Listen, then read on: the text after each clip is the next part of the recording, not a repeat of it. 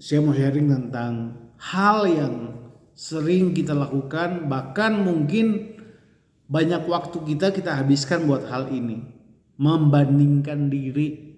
Jadi saya beberapa waktu yang lalu ngobrol sama teman saya. Kebetulan teman saya ini pengusaha. Ya, jadi dia ngobrol, dia nanya tentang gimana pelayanan lu, ya wes gimana. Ya saya bilang ada kompetitor, ada pesaing, ada begini, saya bicara gitu sama dia. Terus dia bilang gini sama saya nggak tahu kenapa ya, tapi saya nggak pernah tuh membandingkan usaha saya dengan orang lain. Gua mah mikirin apa yang gue punya aja, ngerubah, meningkatkan layanan, mutu barang yang dia punya. Asli lu gak pernah bandingin, gak pernah. Orang mau ngapain gue mau masa bodoh, katanya dia gitu. Saya bilang wah hebat ya, ada orang yang bisa seperti begitu. Sementara di satu sisi banyak orang yang suka membandingkan. Ya contoh gini, mau beli kangkung aja kita bandingin kan, mana yang bagus mana yang enggak. Pasti setiap orang suka membandingkan. Nah yang menjadi problem adalah banyak orang yang nggak tahu membandingkan itu bisa mengganggu atau beresiko tinggi kepada kesehatan mentalnya dia. Nah penyebabnya dari membandingkan itu banyak. Ketidakpuasan, kepahitan, kemudian iri hati, banyak.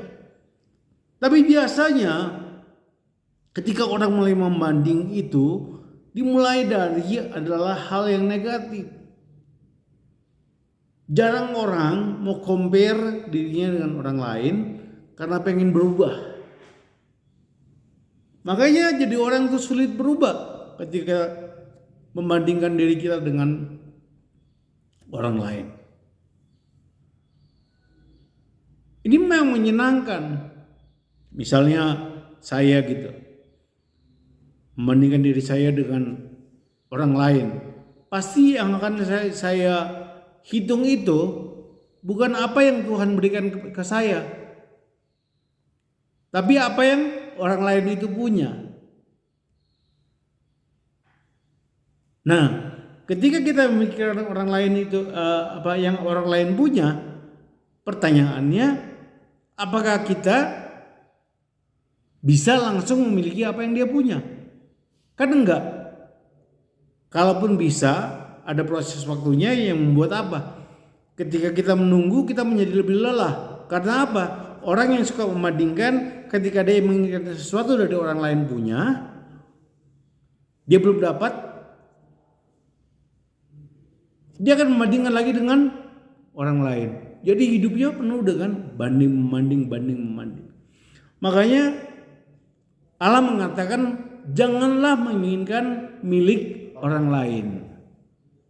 Bersyukur dengan apa yang kita punya. Nah, jadi kita mau belajar pagi hari ini, mengapa sih kita nggak boleh membandingkan diri kita dengan orang lain, yang sampai membuat kita stres tingkat tinggi. Ya contoh misalnya dalam hal orang yang sudah berkeluarga. Ada kan pepatah mengatakan rumput tetangga lebih hijau daripada yang punya sendiri kan. Akhirnya apa?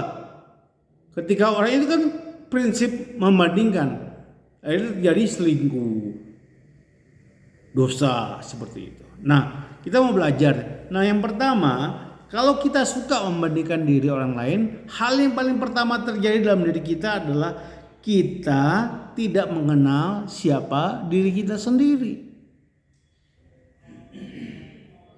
Jadi konsep di otak kita lebih banyak memikirkan tentang orang lain, tentang diri kita, bagaimana membangun diri kita, bagaimana kita mengeksplor potensi kita nggak bisa. Nah orang yang suka membandingkan dirinya dengan orang lain tuh dia akan memiliki kehidupan yang kacau. Karena apa? Dia nggak mengenal diri dia sendiri. Dia nggak tahu. Waktu meeting kita ada SWOT analysis. Dia nggak bisa bikin, dia nggak tahu kekuatan dia nggak tahu kelemahan dia. Yang dia tahu apa? Kurang, tidak adil, itu semua. Nah, jadi firman Tuhan di Galatia 1 ayat 10 mengatakan gini, jadi bagaimana sekarang? Adakah ku cari kesukaan manusia atau kesukaan Allah? Adakah ku coba berkenan kepada manusia? Sekiranya aku masih mau mencoba berkenan kepada manusia, maka aku bukanlah hamba Kristus.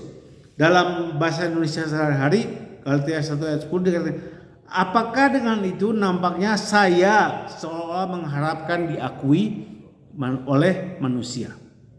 Sama sekali tidak, saya hanya mengharapkan pengakuan dari Allah. Apakah saya sedang berusaha mengambil hati manusia supaya disenangi? Kalau saya masih berbuat begitu, saya bukanlah hamba Kristus. Jadi ada dua hal. Yang pertama adalah kita gak bisa mengenal diri kita karena apa?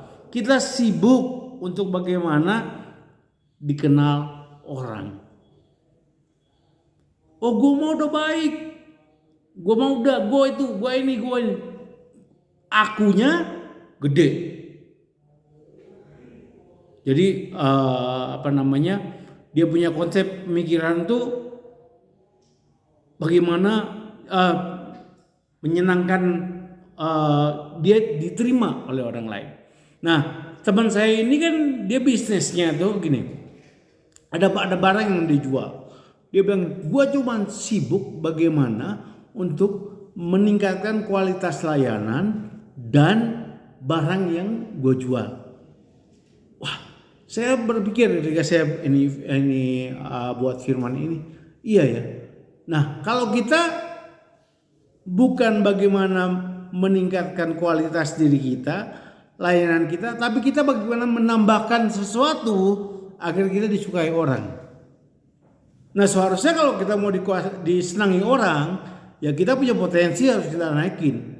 Kebaikan kita, kebajikan kita, pokoknya semua itu yang harus kita naikin. Bukan menambahkan aksesoris, contohnya misalnya operasi plastik gitu kan, atau menjadi kaya, atau style yang diubah, enggak. Tapi kalau bahasa orang-orangnya, kecantikan dari dalamnya, inner beauty-nya, hatinya diperbaiki. Nah, karena itu dikatakan begini. Kalau dalam bahasa sehari-hari, apakah dengan itu nampaknya saya seolah mengharap diakui oleh manusia? Jadi poin pertama yang buat orang kacau itu selalu mengharap diakui. Diakui di sini bukan masalah dikenal, tetapi kamu menginginkan ketika orang berjumpa dengan kamu ada pujian, ada reward. Kamu mengharapkan itu gitu. Nah, kalau sampai kamu gak kedapatin, BT-nya auzubillah min dzalik. Wah, mulai muncul di dalam perkataan, gua udah begini, gua udah begitu, gua udah ini, gua udah itu. Tapi bilang makasih kek, bilang ini kek gitu. Nah, akhirnya apa yang terjadi? Kenapa dikatakan bahwa sekiranya aku masih mau mencoba berkenan kepada manusia, maka aku bukanlah hamba Kristus. Kita nggak mendapatkan sebagai hamba upah yang Kristus sediakan. Dia lewat begitu aja karena kita sibuk dengan orang lain. Nah, jadi membandingkan diri kita dengan orang lain akan mengacaukan pengenalan kita terhadap diri kita. Oh, tapi bagaimana bang? Kita kan masih hidup di dunia. Bagaimana ini bicara harus menyenangkan Tuhan? Apa-apa harus menyenangkan Tuhan. Apa-apa harus menyenangkan Tuhan. Gue kan masih hidup di dunia. Loh, sumbernya siapa hidupmu? Kalau sumbernya Tuhan, senangkanlah dia. Kalau sumbernya kau rasa adalah manusia, kau menyenangkan ini manusia, belum tentu diberikan. Karena perlindungan Tuhan itu ya dan amin. Berarti. Jadi yang pertama, stop untuk membandingkan diri sendiri karena akan mengacaukan pengenalanmu terhadap dirimu, termasuk potensimu. Seharusnya engkau bisa berbuat hal yang luar biasa, tapi karena engkau sibuk membandingkan dengan orang lain, you get nothing. Tahu jam yang raksasa yang mahal? Gue mah lihatnya di film-film gitu. Belum pernah. Itu kan mahal. Tapi letaknya di mana? Ya kalau di rumah di pojokan. Gitu aja kan. Kerjaannya apa cuman? Deng dong. Sama sama yang lebih murah. Gak ada beda. Nah, kalau orang yang sibuk dengan membandingkan diri, dia kan jadi seperti begitu. Sebetulnya dia tuh punya harga yang mahal, tapi karena dia sibuk akhirnya enggak. Kalau orang ngomong tentang nama kalian, orang cuma begitu, nggak ada yang menarik. Yang kedua yang menjadi masalah kalau kita membandingkan diri orang lain, karena kita nggak mengenal diri kita nggak bisa sampai ke tujuan kita. Jadi lu ngebandingin diri lu dengan orang lain itu nggak menolong lu sama sekali. Roma 12 ayat 6, kita masing-masing mempunyai karunia-karunia pelayanan yang berlainan. Kita, siapa kita? Ya kita yang ada, masing-masing punya karunia. Garis bawahi tebal, punya. Karunia itu diberikan oleh Allah kepada kita menurut rahmatnya. Diberikan Allah kepada kita menurut rahmatnya. Sebab itu kita harus memakai karunia-karunia itu. Orang yang punya karunia untuk mengabarkan berita dari Allah harus mengabarkan berita dari Allah itu menurut kemampuan yang adanya. Kalau itu di bahasa Indonesia sehari-hari. Kalau di Alkitab yang saudara pegang, demikianlah kita mempunyai karunia yang berlainan menurut kasih karunia yang dianugerahkan kepada kita. Punya,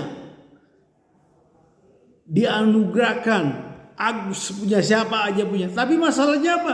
Karena kita tidak bisa lakukan yang disebabkan kita lebih banyak membandingkan diri dengan orang lain. Akhirnya apa? Kita nggak bisa memaksimalkan karunia itu. Kita menganggap bahwa kita bodoh. Kita nggak bisa. Nggak ada orang yang nggak bisa tuh, nggak ada. Yang ada tuh orang yang malas. Anak saya Jeremy, ini for the first time dia harus tinggalkan rumah dan tinggal sendiri. Kalau ngelihat ketidakbisaannya banyak. Masang tabung gas saja nggak bisa. Bayangin tuh. Aduh. Akhirnya kemarin saya ajarin, saya kan harus pulang, nggak mungkin sama-sama dia kan. Tuhan mau dia kuliah kan di sana. Saya cuma bilang, kamu pasti bisa. Nah sekarang dia menikmati gitu, dia dibangun pagi ini ternyata aku bisa ya, seperti itu. Ya dia harus menjadi tuan rumah bagi dirinya dia sendiri. Dia harus menjadi juru masak, ya pokoknya dia ngatur semuanya toh. Nggak boleh, karena nggak boleh dikit ngadu, gini nggak boleh. Nah kalau misalnya dia, nggak enak ya enak temen saya tuh begini, ada kosannya 2,5 juta, ini apa gitu, AC ini apa, dia cuma kipas kecil. Tapi saya bersyukur, puji Tuhan, dia nggak membandingkan. Dia menerima itu semua dan dia nikmati itu semua. Nah jadi garis bawahi bahwa karunia Tuhan itu semua kita punya. Tugas kita adalah bagaimana mengembangkan karunia itu. Cuman jangan halusinasi karunianya. Masak pengennya jadi ikut X Factor nyanyi. Jangan gitu kan, nanti kacau. Jurinya langsung bertobat semua kan, nggak mau jadi juri kan, kasihan juga karena penghasilannya gitu. Nah itu yang harus kita tangkap, bahwa kita semua masing-masing punya karunia diberikan Allah menurut rahmatnya. Menurut rahmat ini, kalau lu kenal dia dengan dekat, dia akan berikan yang luar biasa, yang hebat. Tapi kalau lu sekedar saja, ya dia kamu juga hidup lu rusak karena dikasih yang lebih sesuai dengan kirbat kantong kita, porsi kita. Ya kalau level kita cuman sorry ya, saya bukan menginiin level pekerjaan. Level kita misalnya cuman pengantar surat, ya di kantor, ya kita pengantar surat. Tapi kalau ketika makanya ada interview, dilihat, ada ditanya kurikulum vitae, pengalaman kerja ditanya. Nah itu yang harus kita tahu. Jadi kalau kita masih sibuk membandingkan diri dengan orang lain, yang pertama kita nggak mengenal diri kita, yang kedua kita nggak akan bisa sampai ke tujuan kita. Karena nanti pun misalnya satu dari antara kalian Tuhan berikan jodoh, wah pokoknya yang terbaik, jodoh plus kekayaannya, wih senang dong ya. Oh happy day, oh happy gitu. Tapi sifat membandingkannya lu gak hilangin. Udah dapat jodoh yang cantik, kaya, lu masih bandingin dengan orang lain. Lo kan makanya kalau mau dijawab Tuhan, hilangkan dulu itu. Yang ketiga, kalau kita suka membanding, itu membuat kita menjadi orang yang gak tepat dalam setiap kehidupan. Akan selalu salah. Kita gak menjadi orang yang akurat. 2 Korintus 10:17, tetapi barang siapa bermegah, hendaklah ia bermegah di dalam Tuhan. Jadi orang itu boleh bermegah, itu hanya dalam Tuhan, karena mengenal Tuhan. Semua saya tuh di FB saya itu ada tulisan bahwa semua yang saya miliki itu dari Tuhan. Kalau Tuhan ambil, saya cuma sampah, nggak lain. Nah, banggalah oleh karena Tuhan sudah berikan kita karunia dan kita mampu mengembangkan karunia itu. Banggalah dengan itu.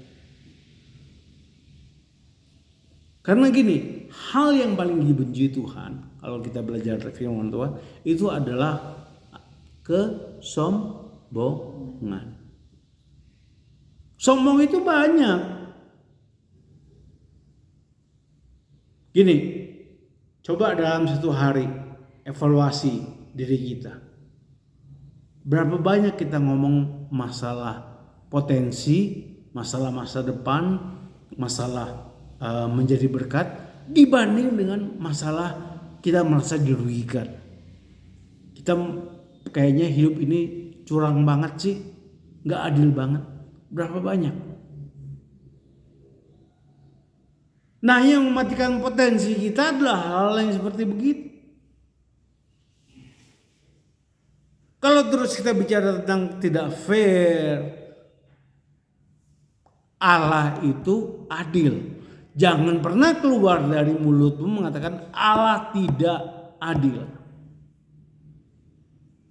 Kalau dia tidak adil, manusia aja sorry to say bilang itu manusia nggak ada gunanya. Kalau udah gak ada gunanya biasanya diapain? Dibuang. Tapi Allah nggak pernah bicara begitu. Nggak ada di firman mengatakan bahwa Anda layak dibuang. Firman Tuhan mengatakan dicari sampai ditemukan dan diselamatkan, dipulihkan. Nah, kalau orang sombong, pribadi yang sombong, dia nggak suka tuh kalau ada hal-hal yang dia anggap area privasi dia terganggu. Jadi ciri-ciri orang yang suka membandingkan itu dia punya banyak area privasi. Dia omongin gini, sakit. Dia omongin, aduh jangan gitu. Aduh ini dikit, ada bahasa yang dikit, kecewa. Jadi banyak hal yang dia bangun tembok dalam dirinya dia. Yang terakhir, yang harus kita tahu, bahwa akan selalu ada orang yang lebih baik dari kita dalam beberapa hal. Dalam beberapa, enggak semua. Gak ada yang kita lebih baik dari mereka. Tapi dalam beberapa hal ada dia yang lebih baik. Nah, ini yang harus teman-teman tuh pikirkan. Filipi 2 ayat 3 mengatakan, dengan tidak mencari kepentingan sendiri atau puji-pujian yang sia-sia. Sebaliknya hendaklah dengan rendah hati yang seorang menganggap yang lain lebih utama daripada dirinya sendiri. Hal dalam bahasa sehari-hari, jangan melakukan sesuatu karena dorong kepentingan diri sendiri atau untuk menyombongkan diri. Sebaliknya hendaklah kalian masing-masing dengan rendah hati menganggap orang lain lebih baik dari diri sendiri. Waktu kita mengakui kelebihan orang lain, itu potensi kita ditambah oleh Tuhan. Karena kita menjadi orang yang siap dipakai. Kerendahan hati. Saya tadi, Jeremy mulai hari ini pelayanan di Bali, udah mulai pelayanan di Kemah Daud, Gereja Kristen Kemah Daud.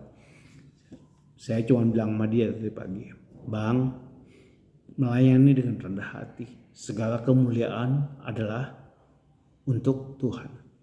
Ya dia dari grup musik band full ini semua main drum ini yang biasa ditonton banyak orang, ke yang sedikit pasti kerasa.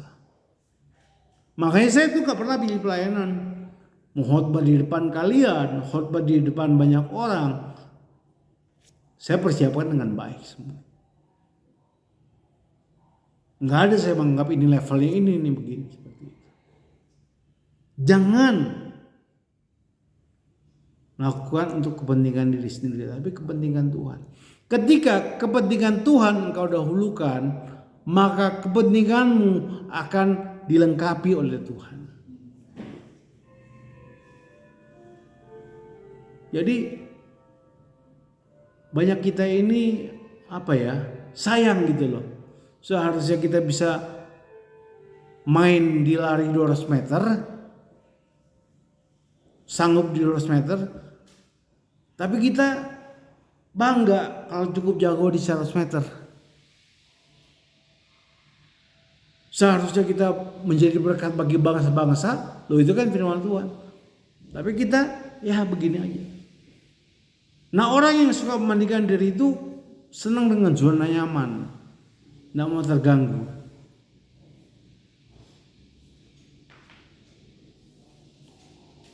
Pernah nonton di YouTube atau mana orang nangkap ular ya? Ada terakhir beberapa hari lalu saya tonton, diangkat batu, wih kobra semua. Nah kalau biasa tempatnya diangkat, gimana tuh ular? Rasa terganggu, nggak nyaman. Nyaman, dia akan marah kan? Nah kita juga begitu. Keluar, kalau engkau ingin dipakai Tuhan, engkau ingin perubahan, keluar dari zona nyaman. Jangan bangun tembok-tembok yang tadi saya bilang, ada tembok kekecewaan, ada tembok iri hati, ketidakpuasan, tembok-tembok. Nah ketika ada orang bicara tentang kesuksesan, lu marah. Ketika ada orang mendapatkan privilege, lu marah. Ketika ada orang punya gigi palsu baru, lu marah. Seperti begitu. Hati-hati. Saya mau akhirnya dengan sebuah quote. Tahu bunga kan? Bunga tahu kan? Bunga itu gak pernah berpikir apakah nanti bunga sebelahnya dia akan lebih bagus dari dia. Bunga itu gak pernah berkompetisi.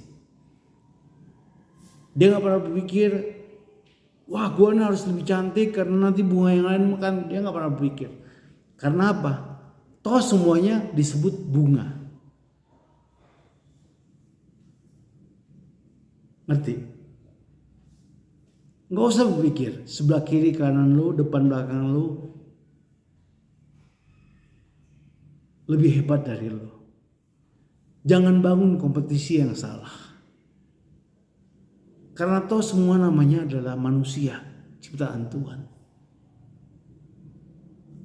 Karena kompetisi itu kita bangun dari diri kita sendiri, dari ketidakpuasan. Jangan bangun itu. Tuhan sudah mengaruniakan masing-masing kita. Explore itu, cari itu, dapatkan itu, pakai itu untuk menjadi berkat bagi banyak orang. Tuhan Yesus memberkati.